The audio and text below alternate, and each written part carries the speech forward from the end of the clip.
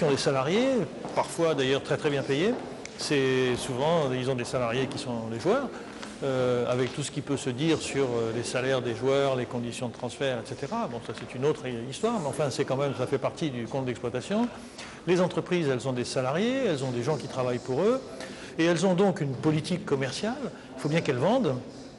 Qu'est-ce qu'elles vont vendre? Elles vont vendre le sponsoring, elles vont vendre le maillot, elles vont vendre le stade, elles vont vendre toute la publicité et la communication qu'il y a autour du sport. Elles vont vendre les droits de retransmission. J'oubliais les spectateurs quand même, il ne faut pas oublier qu'il y a quand même des spectateurs qui viennent, et ça rapporte, effectivement, ça fait partie des recettes. Donc tout ça pour dire qu'il y a un compte d'exploitation complet, et donc il y a forcément autour de ça une politique commerciale et une politique de marketing. Donc il ne faut pas avoir peur des mots.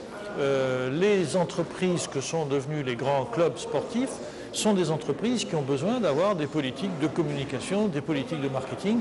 Et il y a toute une dimension marketing sportif qu'on a souvent évoquée ici à Alger, puisque les journées du marketing sportif sont faites pour ça.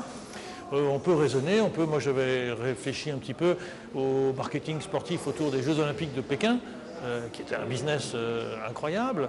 Il y a eu cet été, et peut-être qu'on en parlera au cours des prochaines journées du marketing sportif, il y a eu cet été la Coupe du Monde. Ça n'a pas été un triomphe ni pour l'Algérie ni pour la France, mais il y a eu quand même beaucoup de marketing autour de ça. Et donc les clubs, ils s'inscrivent dans ce mouvement général qui est que le sport est devenu un business.